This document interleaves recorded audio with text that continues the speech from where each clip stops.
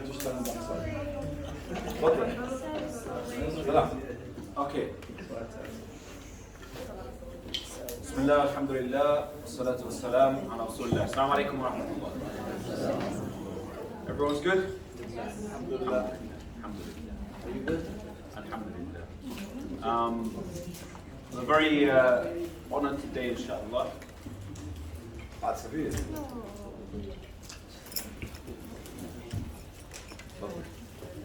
We have two guests, mashallah. I will not give justice to the introduction of our esteemed guest, mashallah. So I will ask our first esteemed guest to introduce our second esteemed guest. Don't mean that have a lot of esteem. Esteemed. I am esteemed. Dr Hany, I don't need to introduce, probably the easy introduction, alhamdulillah. So we're very happy for you to be with us, Sheikh, and give us your time. You'll be, inshallah, taking the next session, and I will allow you to introduce our esteemed guest to give him the right level of respect, inshallah. His Excellency Ambassador Ata El Banna is a friend of mine for more than 20 years. 20 years? You think so? More? 10 years. Because I doubled. And he went through all the journey from humanitarian to diplomatic to organizing on international level. He started his career as a young man like you in West Africa, actually helping people, humanitarian work.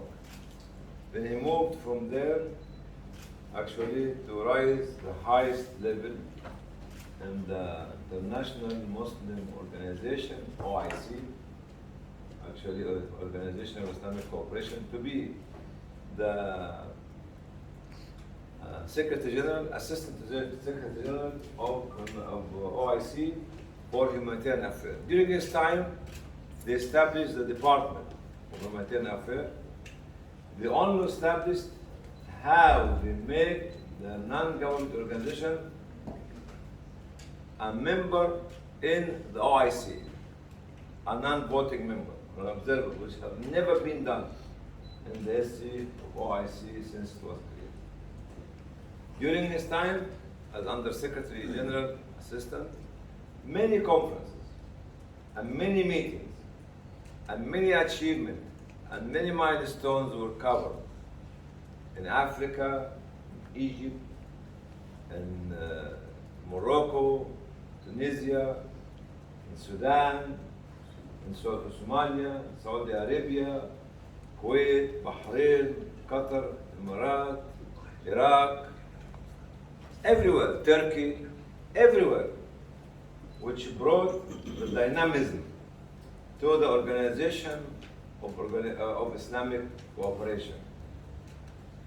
After his time, he moved to Sudan to become a minister in the Foreign Office of Sudan. Another elevation from a field worker to become this big head in the OIC, then to become a minister in the Ministry of Foreign Affairs.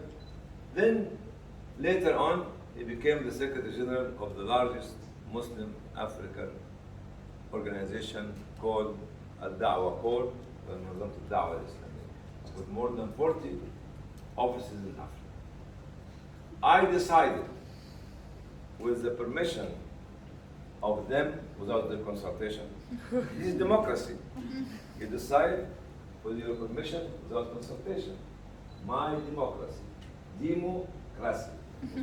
Not democracy. You know what demo means? Because it speaks English. What demo? Demo in Pakistan. No.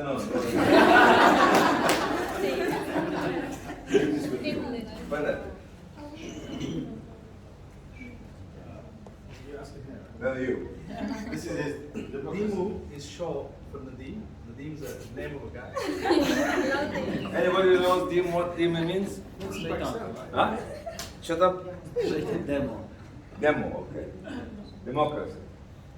And Alhamdulillah, I had decided yesterday, knowing that in Istanbul, to divide my time. Because it's not good enough to listen to one experience. It's better to swim through the ocean of experience of the wealth of His Excellency Ambassador Ata El Banna. His name is the giving of the giver. So what's he going to tell us today? Inshallah, if you permit me to start.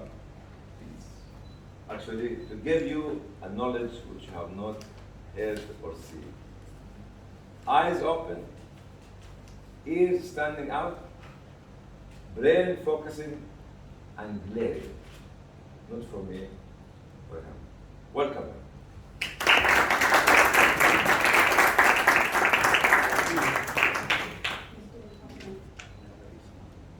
No, thank you very much. I'm so delighted to be here with you. Assalamu alaikum wa rahmatullahi wa barakatuh. Thank you very much for our Ustaz, Dr. Hany, who invited me yesterday to be here with you. I'm so familiar with Islamic beliefs since long time, of course, but I'm delighted to see the new generation of Islamic beliefs. I'm happy here to be with you. I hope that we can add something for me during my intervention. Thank you, Dr. Thank you. You want to start or do you start? Alhamdulillah, we'll rewind the tape again. History. You cannot make history by just writing what you have done. You cannot make history by just reading what others have made. You can't. History is an industrial process. History is a manufacturing process of being tired, hardworking, patient, failing, succeeding, achieving. History should be written by others about you, not about you as a person, about the fingerprint of what you left for humanity or society or community. History should be chasing you because he knows that you are the one who can make it. History should be structured. You have to structure it. Not by speaking nicely, not by have this kind of beautiful speeches, but let the people who are around you to speak about the action you have taken and the benefit they had from what you have done for them. This is history. When you tell me that the history will be written by the overpowering power, yes, because we are lazy of not writing, of being able to write the history while we are living. There are three kinds of history. History which is finished and we read it. History that we make while living for the future generation by our action. When we act, it becomes a history for them. When we achieve, it becomes a history for them. When we become tired, it becomes, but we have to write. We have to write. Don't ever let anyone to write your own history because they will write it with their own mindset, with their own culture, with your own philosophy of thinking, with your own ideology, not with your ideology. History is a very complex process to be written by many people who saw the history at different locations at the same time. So if we are in Italy in the 50s, or in Spain in the 50s, or in Ireland in the 50s, each city, each community, each individual who are learned has to write the history on the same day. So history is an encyclopedic process, not one man's opinion. Never let history to be only written by one man. Never, ever, and never ignore making history, writing history, and documenting every small instance, which you might think is irrelevant. Nothing is irrelevant. Every piece of information is relevant. If it's not for you, for him, for her. Every action is relevant. If it's not for you, it's for me or others. This is where we value the knowledge. This is where we value the data. This is where we value the information, which can make history. But never, ever let anybody else to write your own history. You got it? First slide, please. I go to the journey. Why 82 when Islamic Leaf was created at 84? I was a young doctor, just recently getting a job in UK. During 1982, 3 incidents happened to me to change my course of life. First one, the Hama massacre or conflict in Syria. Anybody from Syria here? No. Kingdom. Hama, 1982. Second was Sabra and Shatila, Palestinian camps in Lebanon, where they were massacred by other forces. And incidentally, we knew about it because the French news reporter put the photographs on the images. Thirdly, my visit to Bosnia. No Bosnian here? He didn't look Bosnian. come from Cairo. 1982. My visit to Bosnia was a wake-up call. Because I discovered that there are Muslims in Bosnia, there's history in Bosnia, there's civilization in Bosnia, there's atrocity, oppression to the Muslims in Bosnia. So 1982, for me, was taking me out of the medical side to the other world, the social field. 1983 was the famine in Ethiopia, Eritrea, and Tigray. And we found at that time non-Muslim organizations standing up to respond to the calamity of the people of Eritrea and Tigray. When I visit Sudan, Sudan is a country that you have to bow down for it.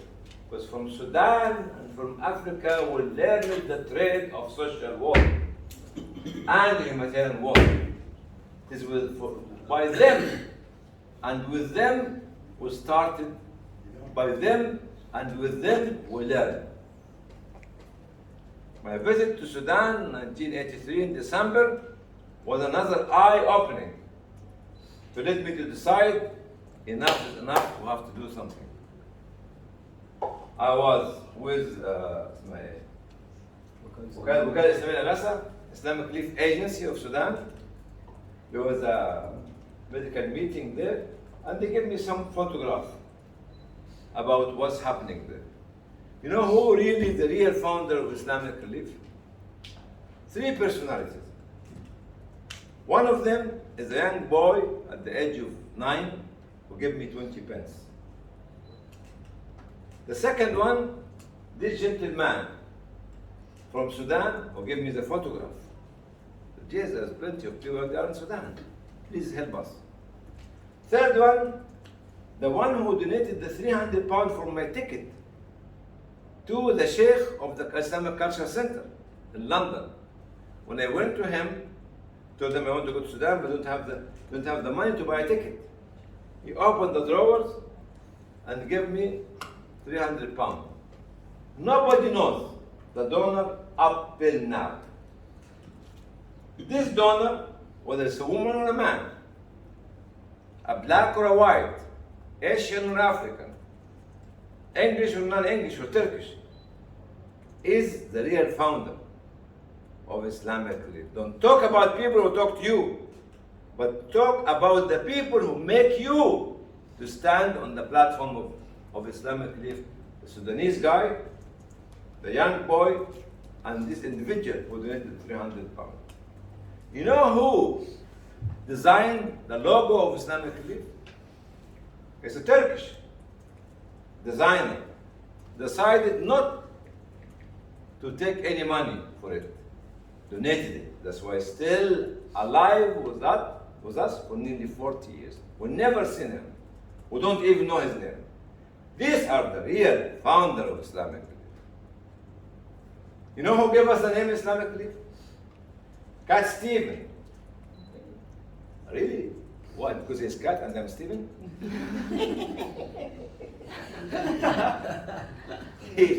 he came to us and he gave us the name. So don't think that Hany El Banna invented the name or somebody else. It's Cat Stephen. Sheikh, you're after the too young for Cat Stephen. Huh? He's trained. Yusuf Islam. Yusuf Islam. Still there. Oh, this guy. This Cat there. Yusuf Islam or Cat Stephen. You know who gave us the first amount of money to buy our building YRW? 75,000 pounds. The same Cat.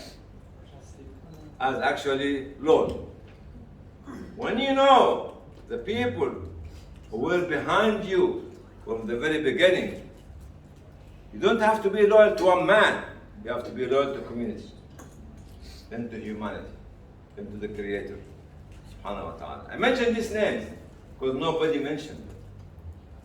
One of the people whom I was standing next to him with Islamic belief was doing his PhD. In chemistry, I was doing my PhD, my MD. His name is Ihsan. His smile is a blessing. His heart has the capacity to have the 7 billion. How many are there? 7 billion or 7 billion or how many? 7 billion. And 7 or 1? 1. I made them 7. His heart, Hazrat Ihsan, is also Palestinian. So you found the Sudanese, the anonymous individual, the Turkish, the angry Egyptian boy, the Palestinian, the originally Greek, Cat Stephen, where the people who started with nobody else managed. Allah put them on different squares and different plots to let you hear today.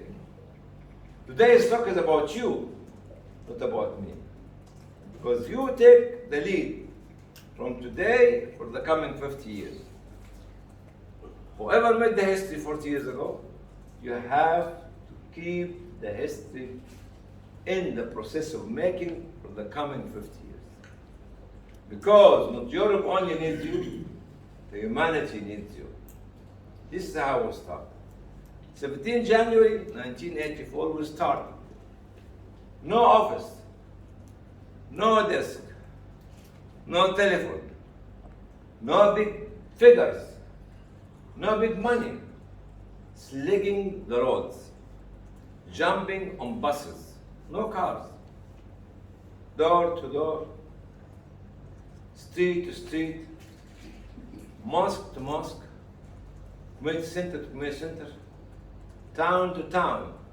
Our caravan tour started in 1986. Where we never had iftari with our family during Ramadan till Eid. When we never, not me, we, people like Fadi Skandrani, Fadi Itani, and others in Germany, what's his name? Tariq Afifi and the others, never celebrate even Eid with their family. Never.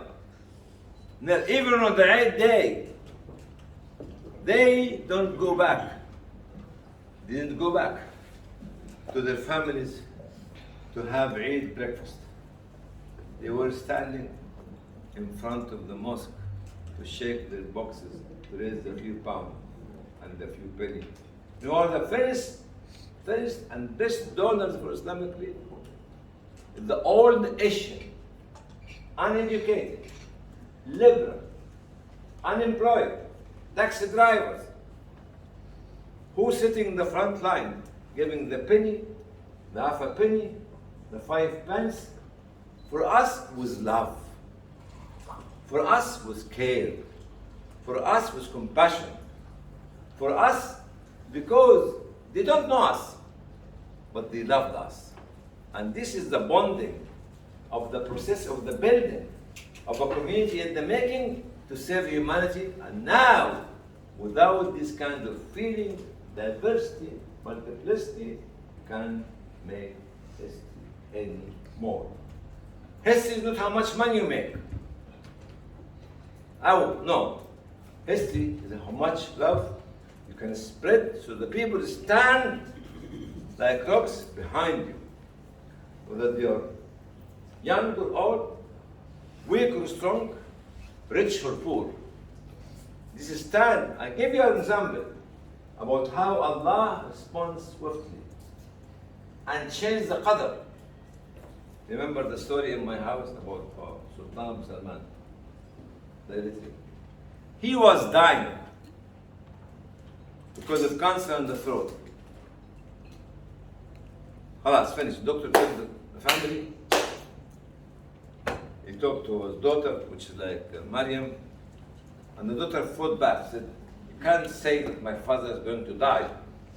My father is going to live." And she was nearly going to punch a doctor. She told him, "This is what I'm saying. You're going to live 10 years." When he told the wife, "Your husband is dying." What happened on that day?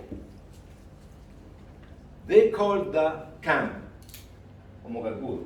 East Sudan. The people in the camp knew him very well. Make dua. The whole camp, men and women, children, elderly and young, stood up. Continuous dua and prayer from Zuhr till after Maghrib. Next day, Sultan was cured. Today, after 10 years, Sultan is with us. This is the love of the people that Allah loves.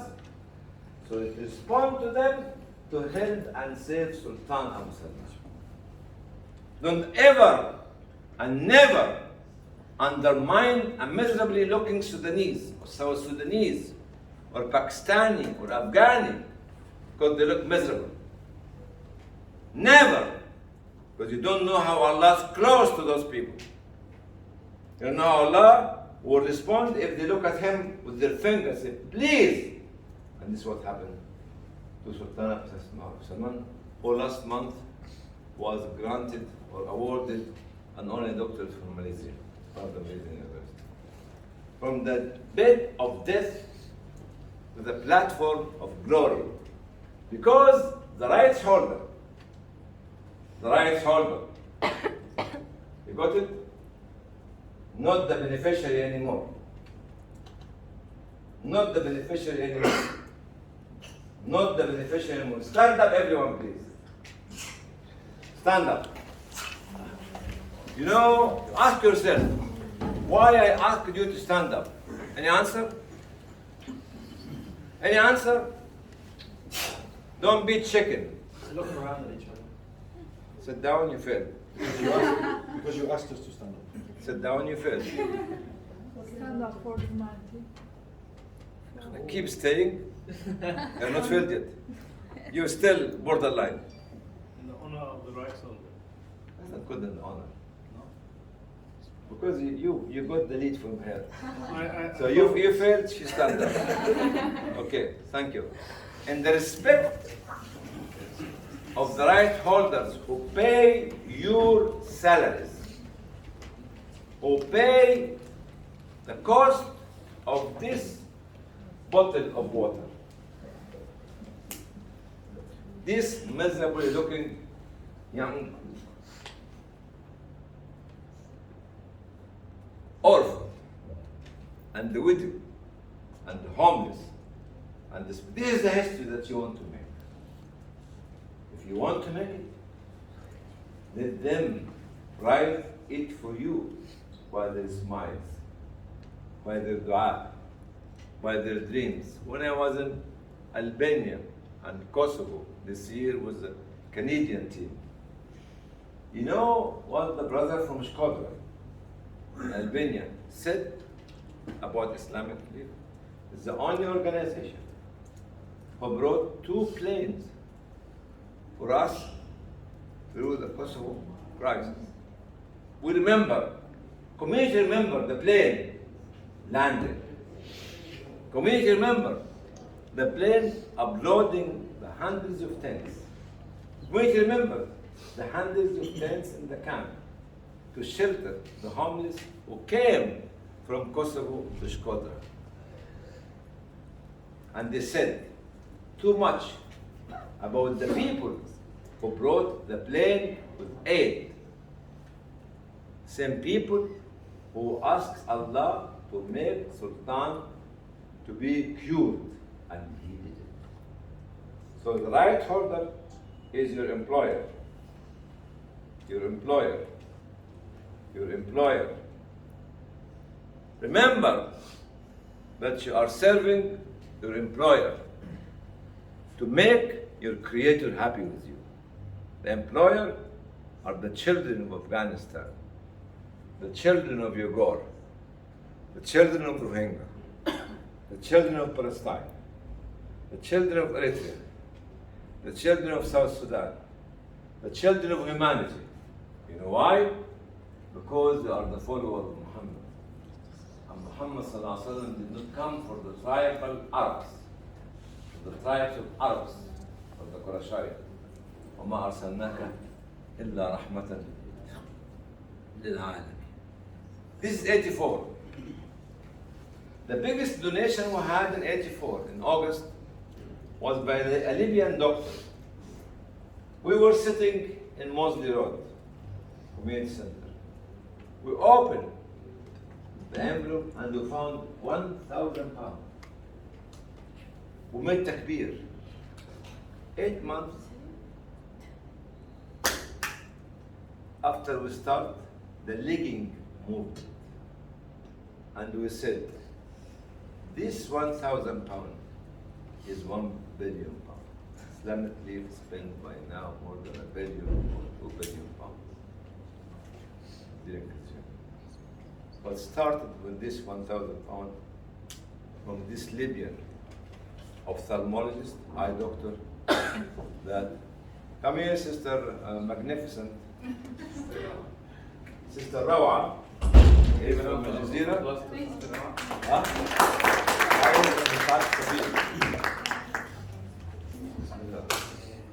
And Sister Magnificent is coming to show us the magnificence of her history and to make us magnificent as well.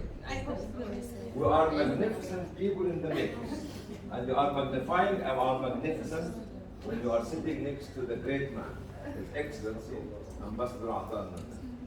So the giving of the giver takes the magnificence. Okay? You got it? You take us to the moon, and above the moon, and the galaxy, and the universe, and take him with you. Okay. What did I say? We were talking about the Libyan doctor who donated. Libya, because you are Libyan. and he was from there. He was a friend of mine. Actually, it was the greatest donation at that time. Made a difference. And Ihsan was over the moon. Because only the headquarters of Islamic Relief was a donation box on the wall. Cost 16 pounds. You got it? The donation box. The time we used to go to open this donation box was on Saturday, when we used to go to attend the Islamic circle and find 5 pounds, 10 pounds, 15 pounds, 20 pounds. Now you people raise paper banknote of no value in thousands and hundreds of thousands. But the penny that we use to collect from the unemployed, elderly Asian people in the front row of the mosque.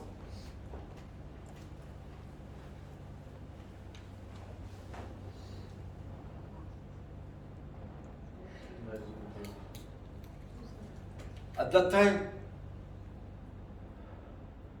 were the foundation which brought you here today and brought Rawa and our ambassador to talk to you, to an organization Allah loves, to people that Allah cares for, because of this power of penny, or half a penny, or 5 pennies.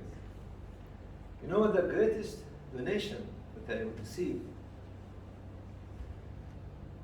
was from Yemeni in Taiz, Hayat Said Mosque, 1995, for Bosnia. How Yemeni need money for the massacre of the people of Bosnia in Srebrenica, 8, 9, 9, 10, and 11 of July 1990. This man came with his hand like this, Your Excellency and Sister Maria. And he was exactly like what the Prophet ﷺ said, رب أشعث أغبر مدفوع الأبواب لو أقسم على الله لأبره. Maybe this man would uncombed dusty hair would, if he knocked on your door, will never let him. You will be scared. If he asked to marry your daughter, you will never give him the daughter. This gentleman, if he made a dua to Allah, Allah swiftly will respond. This man, after I talked in my khutbah in Taiz about Srebrenica, he came and said, "Can I donate this?" And his hand was like this, Sister Rawa, Your Excellency. He opened his hand with a very, very old banknote, 5 Yemeni riyal. If I hold it like this, it would fall in pieces. I said yes, and even with 1 riyal. When I kissed his head, as a Yemeni tradition, I smelled the smell of sweat, the dust. So I remember the hadith of the Prophet sallallahu alaihi wasallam.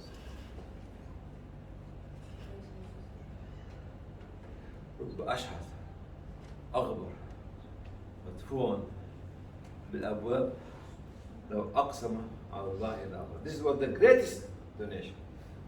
You have not listened or asked me about the greatest smile. Did you? Did you?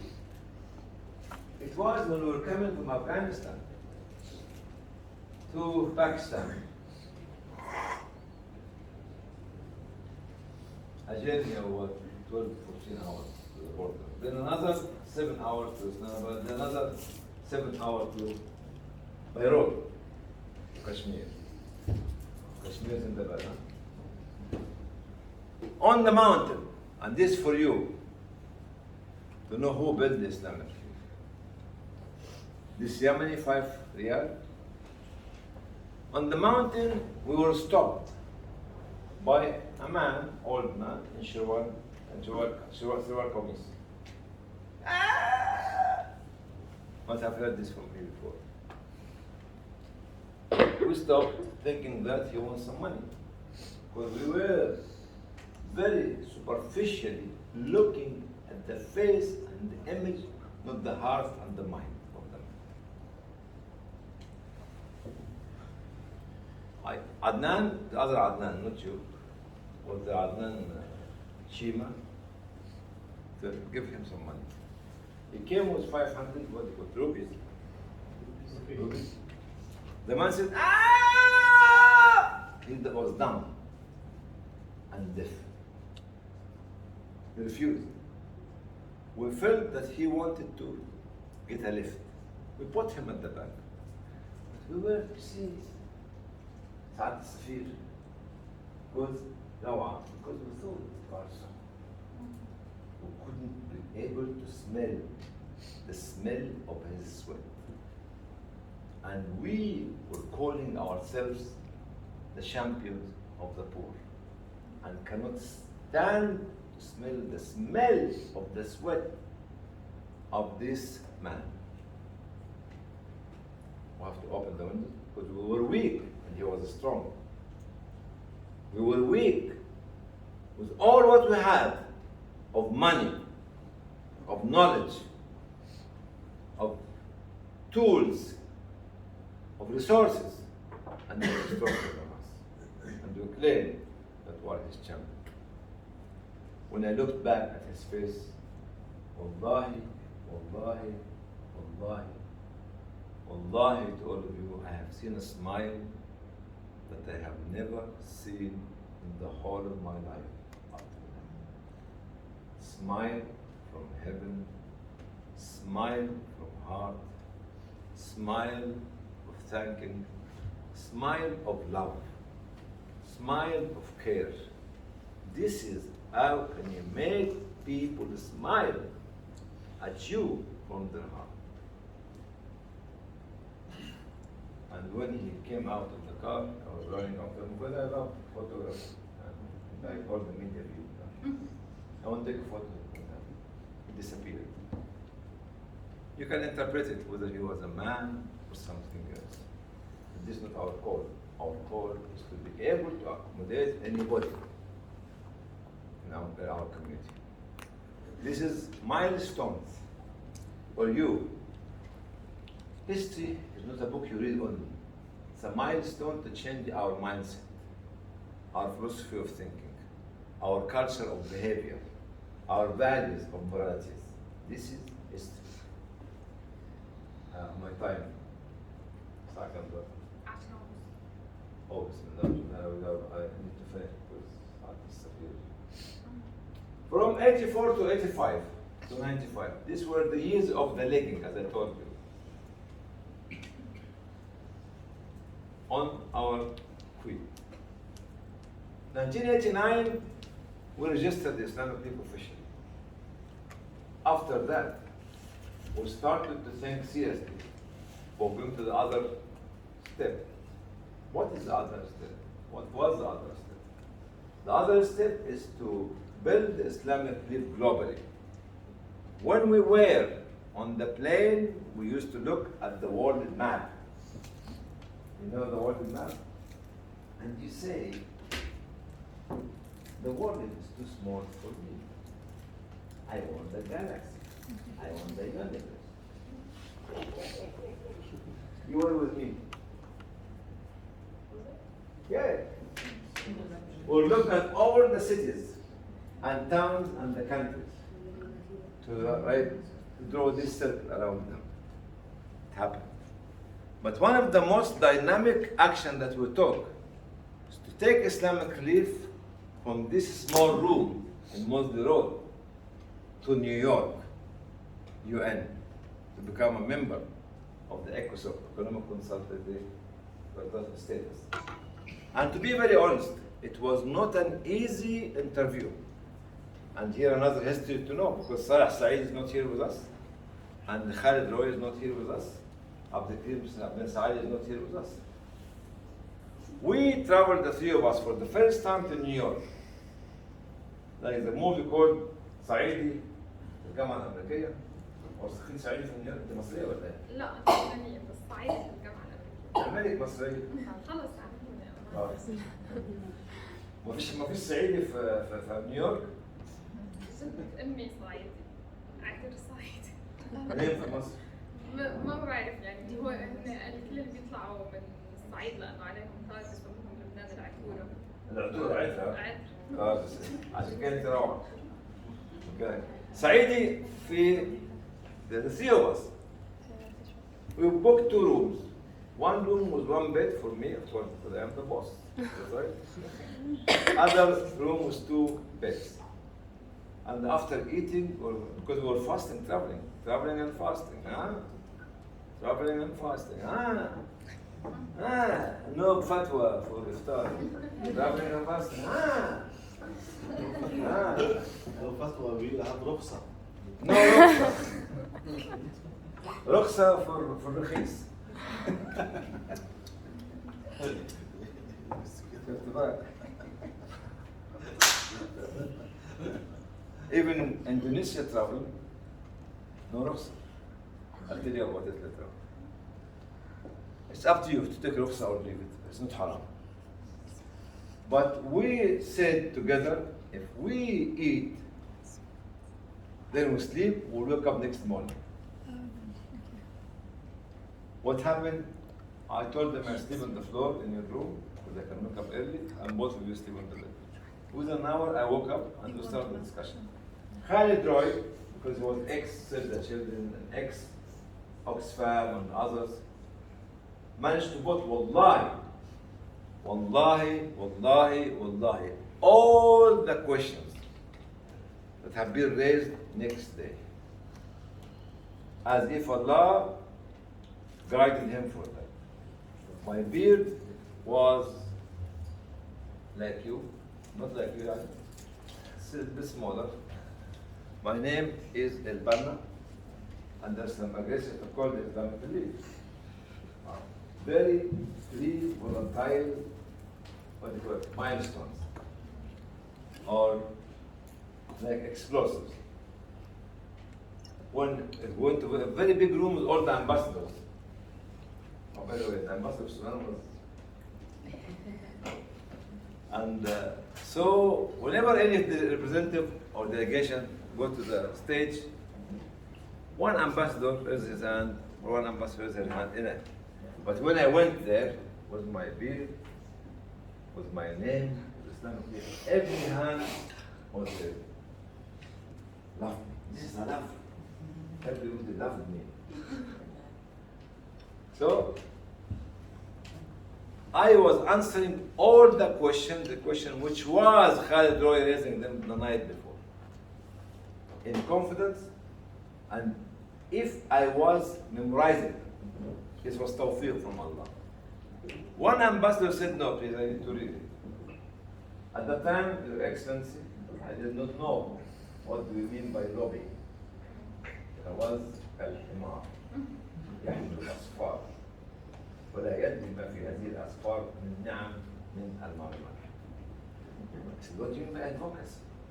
We go and look and look at the ambassador. Anyway, by Friday, وَنُحْشَرُ النَّاسُ ضُحًى. Friday came and no decision. And we give them all the information they need. You know what I have done? هنا بقى صعيدي في أمريكا. أنا بقى. في هنا ميكروفون. لا مش شغال. طب بس هحطوك في ايدي عشان امثل. انت مش في كتير. شيل السلك بس. طلع على الميكروفون، سوري، طلع على الميكروفون، طلع على الستيج. ومسكت الميكروفون. Sorry, I went to the stage and I hold the microphone. This is true story. And I started to speak. The chairwoman said, "Sir, please go down." I said, "I'm not going to go down. No way."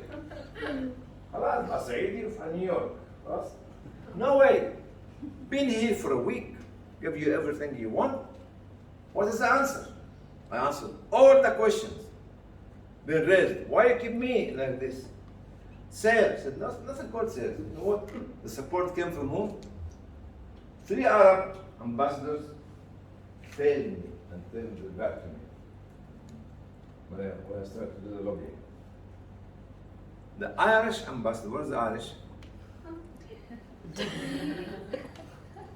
Anybody else? You. Stood up. You know what he said? We have heard this organization, but the last week, they provide us with all the documentation that we need. I support Islamic relief. I support Islamic relief. I support Islamic relief.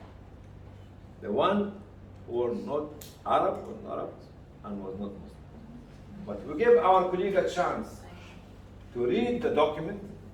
On Monday morning, 9 o'clock, Islamic relief should be the first to be discussed on the agenda.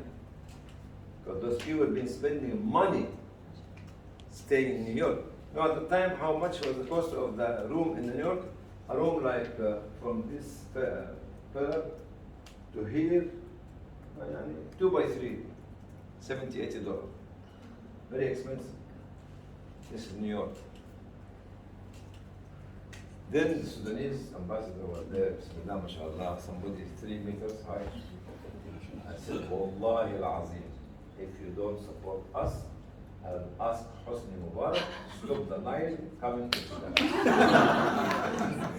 He laughed at me. Okay. And on Monday, he started with khutbah asma, with this Arab style speeches. Inna wa kaza wa kana wa khalas والسكت. 1993, sisters and brothers, our vision was not to be a local in a mosque or in a street or in a town or in a village, but to go to the kitchen of decision-making process at UN. The vision was there. You know, during the weekend, I have to jump on a plane to discover Canada. Tuesday evening, after we registered, 29 March 1993, I have to jump on another plane to register Islamic Relief in USA. So during this journey, Canada, USA, and UN. This is the vision. You can't afford to live without a vision. Because vision gives you direction. Your vision or somebody else's vision. This is 1993. 95, no, 98, 1989 was the flood in Sudan, Khartoum. For us was 88. huh? 88. 888, we sent a plane to Sudan. At that time was tense. 1991 was the earthquake in Iran. We responded before the Shia woke up in the morning. And we had the partnership with the Iranian Red Crescent. 1993, no, this is 1993. Iran, 1990. 1991 was the flood in Pakistan. Next to Pakistan, what do you call it? Bangladesh. 25 million were underwater. We were there to be the first. 1992, we were the first leading organization in Bosnia, crying for Bosnia. So this journey of 91, 1988, 92, 91, 93, we did not make any distinction between Shia and Sunni. Be careful. Christian and Muslim, be careful.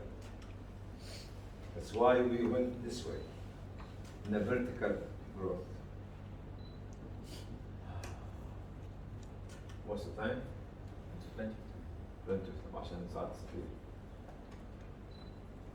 This is how we were just moving like a machine with the vision and the heart, a mind and the soul, not a mechanical machine with money only.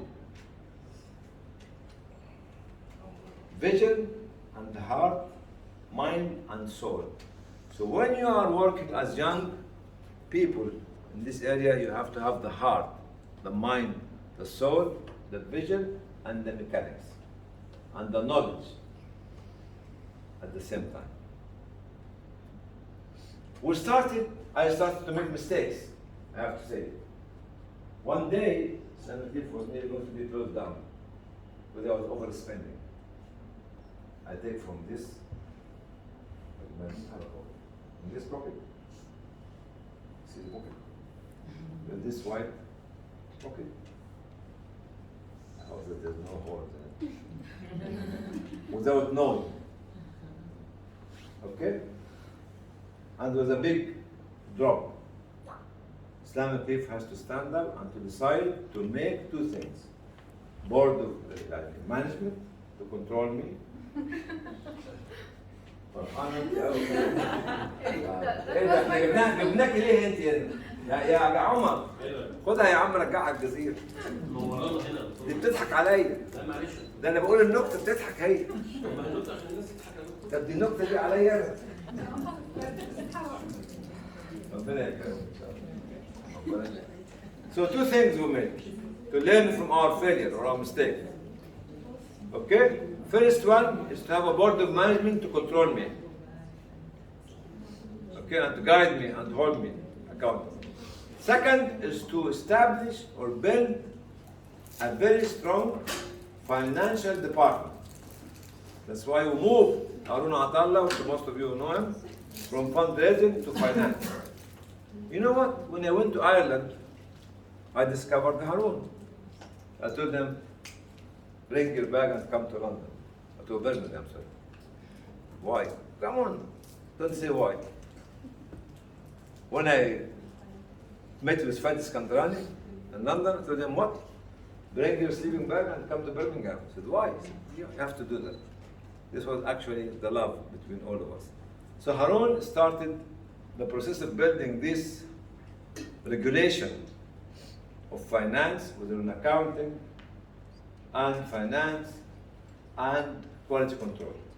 Because of so we have to learn from our mistake.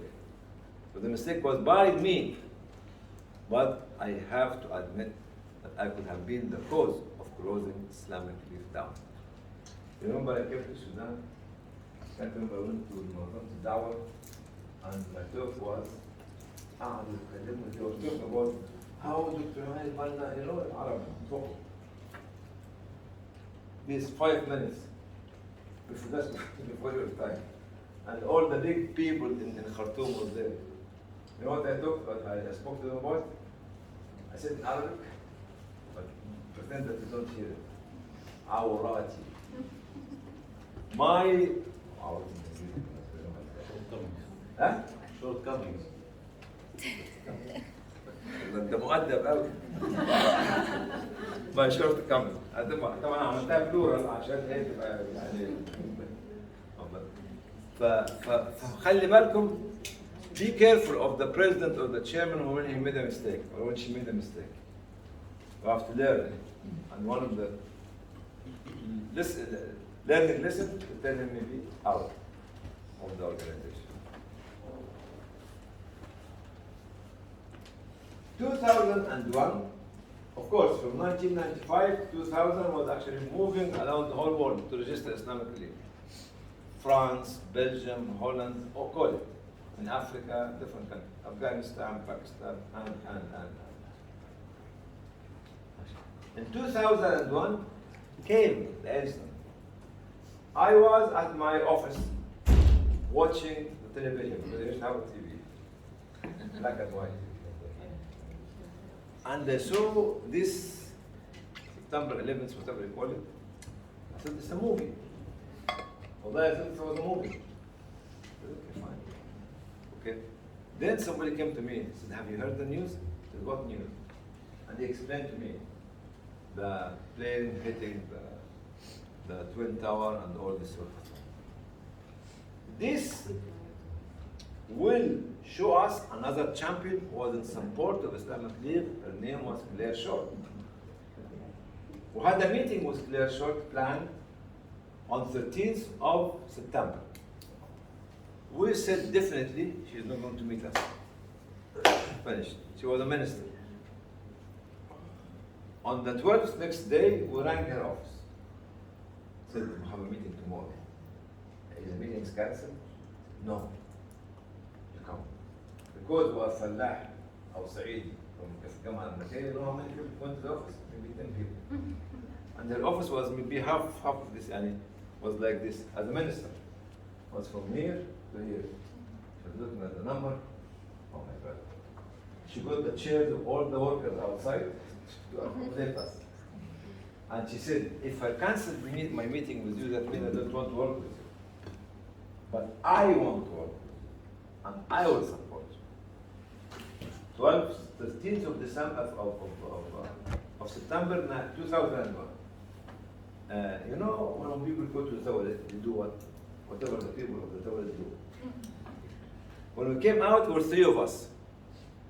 Me, Adrian Sutton, remember Adrian Sutton? Was head of media. And Dr. Ahmed Wael. Ahmed Wael. Abu Abdullah Wael. Abdullah Musa. Ahmed Musa. We were washing our hands, and Adrian was head of the communication and media. He said, let us cool down, bend our head, and don't do anything. Swiftly, the answer was no. No and no. I said, why? Because we are a part of the Muslim community in Europe and the West. We have to carry their burden and defend themselves. We have to rise and raise our flag and to face all the media challenges. At that time, we went to have one-day training. 5 of us, Harun, Amram Madden, Khalid Roy, Muhammad Amram, and myself. How to stand in front of the camera to deal with them. That no matter what the TV presenter asks you, you have a catchphrase. Take him to your corner. Because you are not talking to him, you are talking to the audience or the viewers. When you go to television, you are not actually talking to whom? To the TV presenter. You are talking to the people who are listening. And you manage to respond to all the interviews. Panorama in November 2001 made a very good documentary about Islamic. They came to our office and asked us a very challenging question. Alhamdulillah, we managed. Even we were afraid of them. And we recorded them when they were recording with me. We have the proof. That is what my answer was. Applicant. This is how we dealt with 2000. We made one spokesman. One spokesman, globally. If a television or a newspaper in Los Angeles called for an interview, they actually referred them to the spokesman. Those two, was myself and Harun, to control the statement. One statement has to be mentioned. Not every office should make a statement.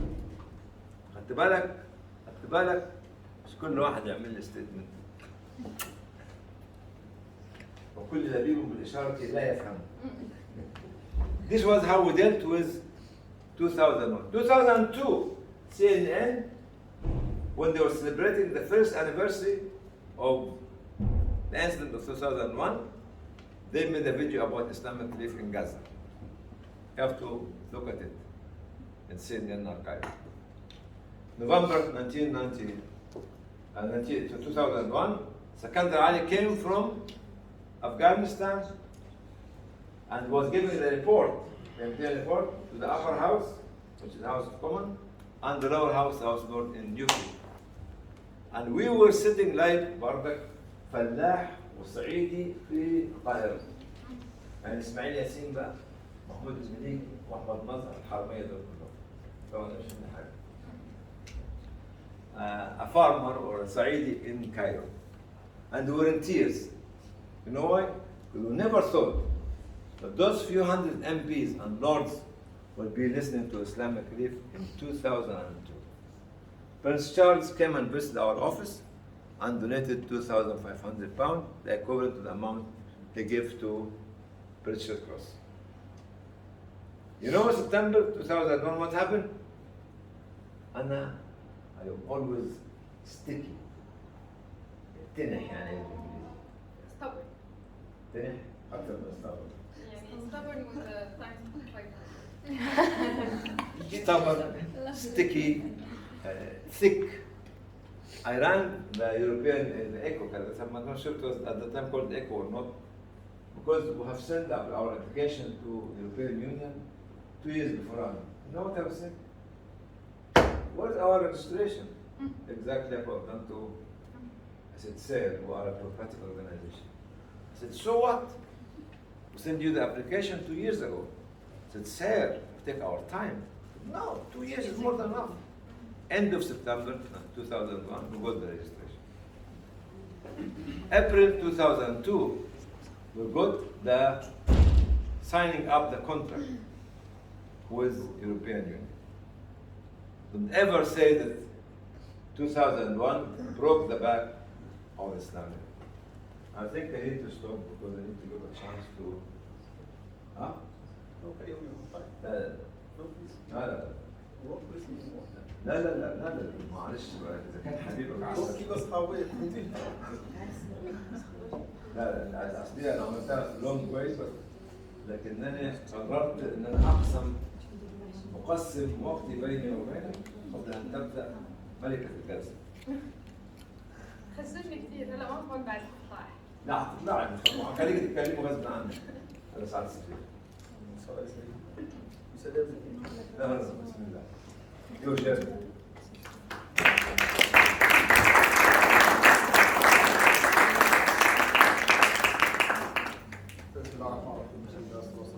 Assalamu alaikum. وعليكم Again, it's so short. I haven't got that experience of Dr. Hany. And of course, you know Islamic relief very well. You are working in Islamic relief. So you follow thoroughly what Dr. Hany has said. We speak of many organizations that many of them you don't know. I think a lot of you don't know Munazzamat al-Dawah Islamiyya, which is the biggest and the first Islamic NGO in the Muslim world that started in 1980, but almost no one knows it very well.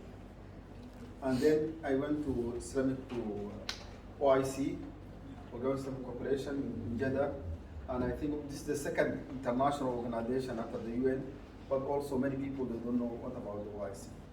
So my journey will be different, and this is why I want to stop just some salient points of what I have experience in humanitarian, and to some extent in diplomacy, and what relation the link we can make between diplomacy and humanitarian.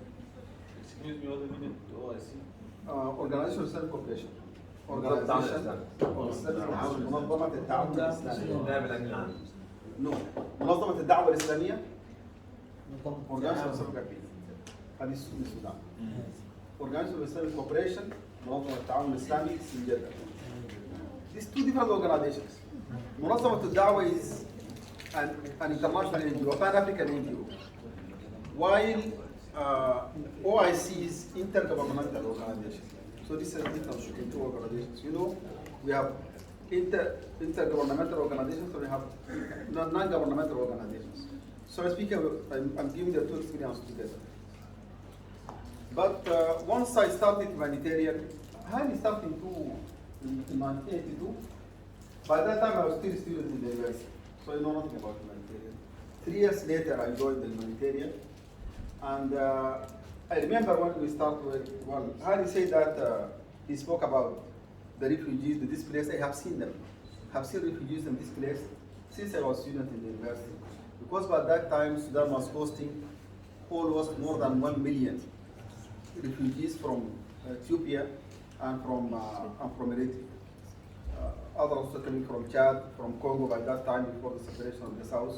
So I have seen, and I have seen displaced people. Because when you go to Khartoum, the suburbs are all displaced people. So this is I have lived for a long time, and you know when you live for a long time, you don't notice small changes, small things. This is another eye that who came and see from the first time. So I know humanitarian, I know displaced, I know refugees since long time since I was in the university. But once I started working in humanitarian in '85,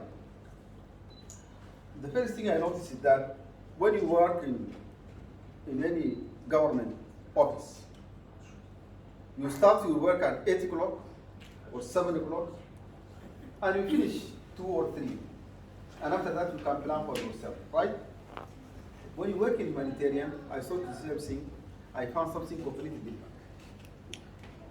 You can manage and you can decide when to come in the morning. You may come 8 o'clock, 7 o'clock, but you will never decide when to go back, when to finish your work. Because the first week I'm working, we came to what we call Al-Wakala Al-Islamiyya Al-Ighasiyya, Islamic African Relief Agency by that time. So we start our work at 8 o'clock, and when it is 3, I want to go back home. So they call to say, there is an emergency in the suburb of Khartoum, we have to go right now. And when they will stay up to 9 evening. Since that day, I got this experience. I tell my family, I know where I'm going on job office, but coming back, I don't know. Because at any time you may find an emergency. So humanitarian workers should get acquainted with that.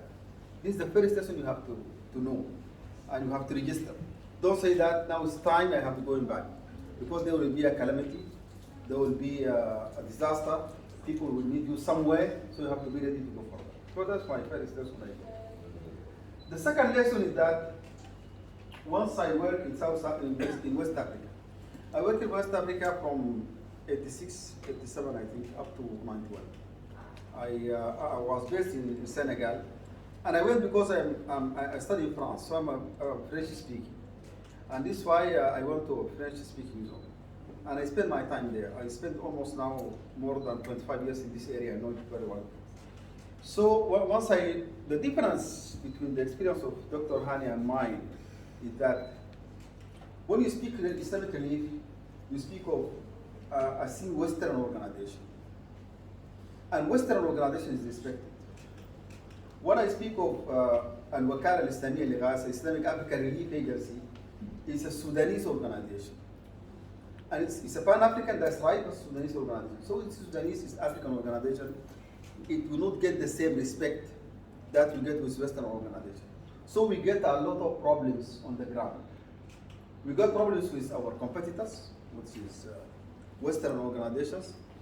And we get problems with the authorities, of course, but we are well received by the population. So this is a difference also. We are accepted by the population. Once you have the same culture, so you are respected. And it's a difference between the Muslim organizations that know the culture of the people and the international ones that don't know the culture of the people. But once I go there, I spend 2 months, and I find that I will face a lot of problems. So I need protection. Protection is important for organizations. What I mean by protection, now in humanitarian, when you speak protection, it means protection for the needy people, right? For the refugees, for this place, it's a protection. But you need to protect your organization if you're not protected by your country where you are registered. And this is a problem that we face in Muslim organizations who are registered in African countries, in the Gulf countries. We have the same problems. So we need protection. Because if you're not protected, you can be targeted by many people, by organizations, by state itself. And I start looking how I can get protection. And I find in Senegal, the religious powers, that is the Sufi sects, have great respect and great influence in the society. Who knows Senegal? You know Tariqa Tijaniya? Who knows the Tijaniya? Kaula. Kaula, of course. Kaula is the strongest one. Tuba is the second. In fact, in Senegal, Tuba is the first. But in Africa, Kaula is first. Sheikh Ibrahim Niasse is more known in West Africa than in Senegal itself. However, so I say we are an Islamic organization, we need an Islamic authority so as to protect us. And this is why I start strengthening my relations with the Tariqa Tijaniya.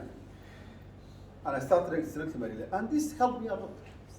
You know, just a couple of months after, one day I received a small letter from the Ministry of Welfare saying that you have 2 weeks to leave Senegal because you are persona non grata. For what reason? Persona non grata. You know? You're not welcome. Persona non grata. This is a diplomatic term. You have to know it. Persona non grata, this came from Greek, of course, but persona non grata, it means that you are not, we don't want you in our country, you have to leave.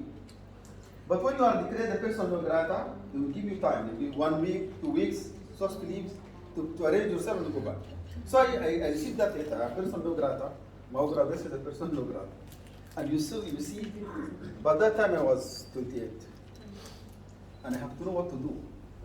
So, you know, I don't accept defeat. Because when you go back, you say that I just have kicked out from my country, it's very bad, really. So what to do? I took my car and went to Kaula. And I met the sheikh. And he said, look, we have a big problem. We received this letter from the Ministry of Welfare, and we are personal law grata, we have to leave the country right in 2 weeks. He told me, no, it's not a problem, we will not leave the country, we stay in the country. I said, how would this sheikh? He said, this is our problem. So he just took the phone. By that time, it was the land phone. There's no mobile by the right time. He took the land phone, and he called the presidency directly. And he told me, okay, tomorrow at 10 we'll go to the presidency, we'll meet the director of cabinet with the president. I will be by that time. So tomorrow morning I went to the sheikh. I tell people always, the first time for me, I was 28 years old. When I went to Senegal presidency, I accompanied Sheikh Hassan Sisi, the head of Tariqa Tijaniya. So it's an eminent personality, well received by the director of cabinet. And he spoke to him in Wallach and he said, explained in French, I said in French, what you don't know. And he told me, oh, it's not a problem. He called many ministries and said, okay, problem solved. No, you are not, you are accepted by Senegal. You will work as long as you like, no one will disturb you again. And I remember that he took a paper, this is the director of cabinet, he took a paper, he wrote his phone and said, look, this is my personal phone.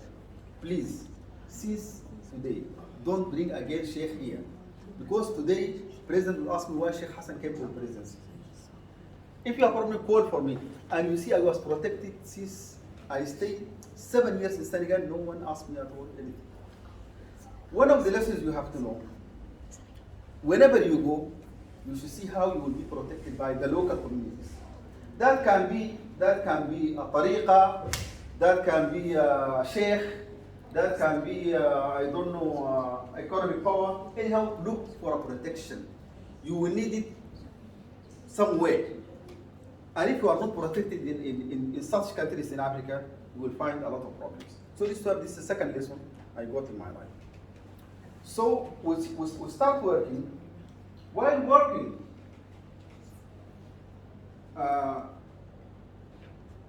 my organization will start differently, completely, as the experience of Islamic. From day one, we got a lot of money from the government, a lot of money, because we are Islamic. We are working in African countries. We are the only international organization working in Africa, so we got a lot of funds. So we have no problem of funding. We have a problem of how to use our funds, because the knowledge, we don't know how to use it properly. And so this is one of the problems. Sometimes you have the resources, but you have no know-how how to use it. And sometimes you have the know-how and you have no resources. Let me tell you a true story. When I was in the university, we speak about this.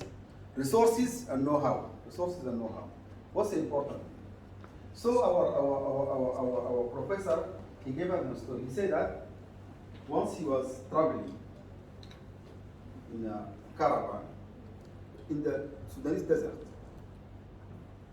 and they got lost in the desert. And haphazardly they found a Bedouin there. It was almost sunset. And the Bedouin is his small family there, with his camels and so. And the man received them very well. And he welcomed them, they sit with him. So they are relieved, because when they find someone who will tell them where to go. But it was night.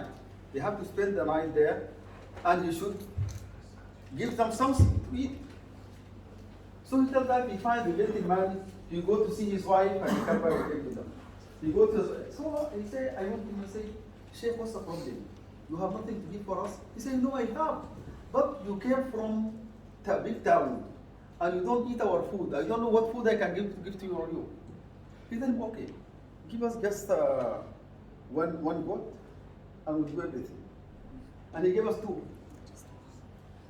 And so they make their barbecue, and they have a very good dinner by that time. So he told me this gentleman, he had the resources, but he lacked the know-how. He had the resources, no. So they went. The story continues. The next day, they came to another small village where there is a school, and they were welcomed by the headmaster. He's a well-knowledge man. He had the knowledge. And also he's so a bit worried to receive this big delegation, what to do.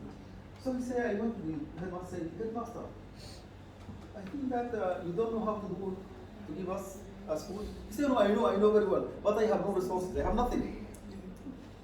So you see, he said that, we told him, look, no problem, we have the meat of yesterday from the Bedouins. He said, okay, give me the meat and we'll make the barbecue. So this is two experiences. When you have the know-how, and you have no resources, and when you have the resources, and you have no know-how. So in humanitarian, you need to join this together. This is why sometimes you find organizations that they got great know-how. Islamic Relief, the experience of Dr. Hany, how they work a lot so as to, they got the resources easily. But if you have the resources and you have the know-how, you will not succeed. So know-how is very important. This is the third lesson I got in my life. After that, I joined the Organization of Islamic Cooperation, the OIC. And while working in the OIC, I find that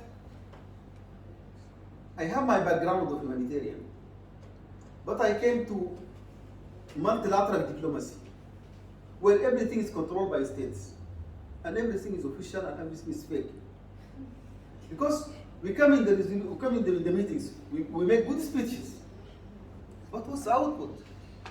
So what I noticed in OIC, the organization is strong, supported by 57 countries. All these countries, they pay their dues. We have money, but we have no relation with the society.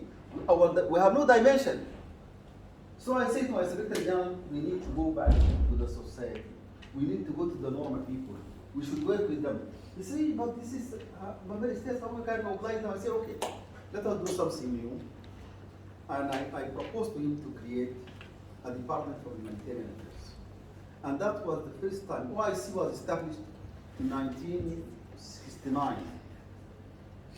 The first time they established a humanitarian department, that's in 2005. All this period, there is no relation with the society. It's just a governmental organization.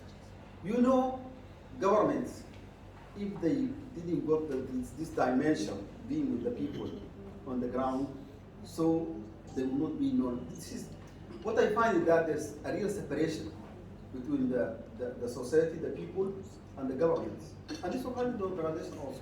So the humanitarian department make this link together. And to make this link, the first thing we did is we make a coalition for NGOs in the Muslim world. And when we make it, Dr. Hany told me, look, you want to bring the NGOs from the Muslim world, but we are a Muslim NGO, but we're in the West, we're not in the Muslim world. So we make a resolution, we say that the coalition will accept NGOs from member states, from my Muslim minorities, everywhere. And they came as a Muslim minority and they joined our group in OIC. We did a lot of things. A lot of things were written of our experiences in OIC. But I think the most important experience we did is our experience in Somalia, during the famine in Somalia, the food shortage in 2011, where we made the biggest coalition to serve Somali people. And a lot of writings studies were done about that. And we succeed to relieve 3 million people in the area controlled by Shabab.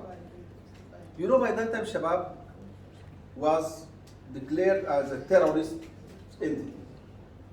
And no one is authorized to have contact with them.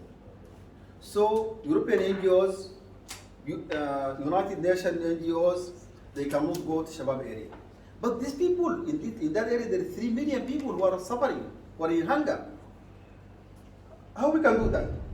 So we wrote to Security Council saying that, look, this is we want to use the humanitarian obligation. Humanitarian obligation to get an authorization to get to that area. And after long discussion, and there are good ambassadors now in New York, they support our request, and we are authorized officially together. And that was the coalition that saved, alhamdulillah, 3 million Somalis in the areas controlled by Shabab in 2011. So that is, the experience I got from that is governmental organizations will have no value, no impact if they didn't got this dimension, this relation with the society directly and with the normal people. And it will be done by humanitarian. This is only way to get it. My last experience in this organization in Munazzamat al-Dawah Islamiyya, where I was elected 4 years ago as Secretary General. This is an old organization, now 42 years. It's 5 years before the creation of Islamic Relief. And Hany spoke that he was inspired by our experience. But I want to ask something. Islamic Relief was officially registered in 1989. 84. Officially, I said, but yeah, right. 89. We are officially registered in 9 years before. We are working now in 40 African countries. Why people know Islamic Relief better than Munazzamat al-Dawah Islamiyya? Why? Because I think I told you when we are in the breakfast. I say that I'm happy to see a new generation that want to work, a youth who are interested in Islamic Relief, who want to work in Islamic Relief, to continue. I told him in Munazzamat al-Dawah where I work, the last batch that was recruited officially as youth, it goes back to 1985. Since then, it was a closed circle. Next 2 years. They're still young. They're still young. No, so you see, if we didn't have this continuation from generation to generation, we will not succeed, right? What's the problem? When we close our organization, when we just keep it for one generation or 2 generations together, we never learn from our experience. We never have the force to take experience from generation to other, and each generation will develop. I remember once in North Sudan we have the Sagia. I know what you call the Sagia. Because we have the Nile, we have the Nile. What are we? We have the Nile. They No, can we have close it. that. See, by the way, Sudan was the heart of it. Was a part. We have the Sagia. You know what you call the Sagia? Watermeal. Watermeal normally is made by local people. We make it to the local, woods and so on. Once a friend is telling me something. He said that during the British colonial period,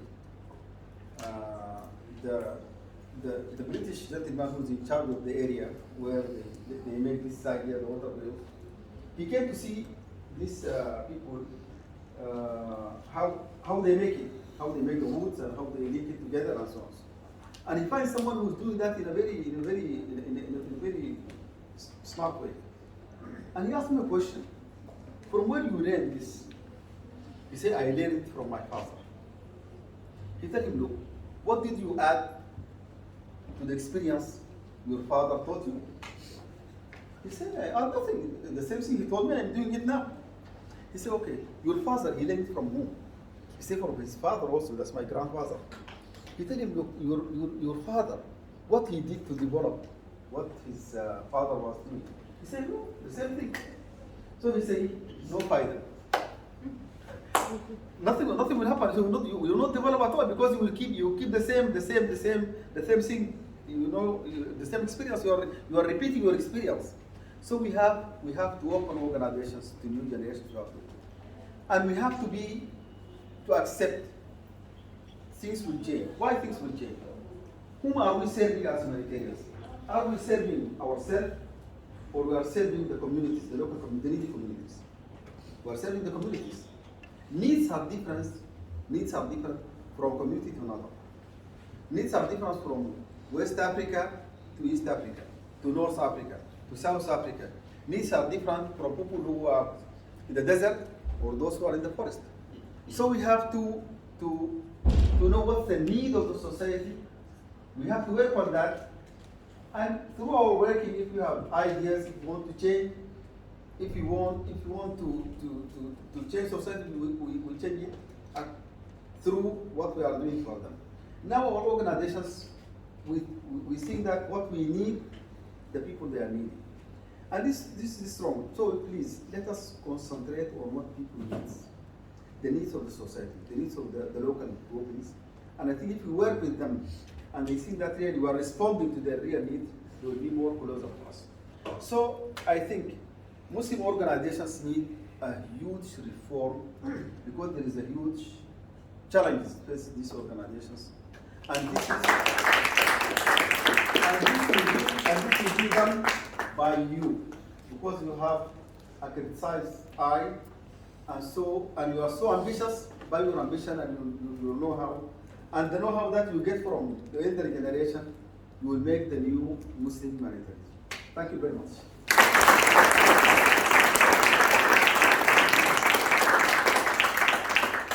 His Excellency, mashallah, it's a real honor to have him. I don't think we really are giving enough value to the pearls of wisdom that we're hearing from him. Listening, I could listen so much more, and the learning, and I'm itching now, excited, thinking how more we can give you some cream. benefit. I'll give you cream. Please, I need it for my itch, you know. It's Jazakum Allah khair.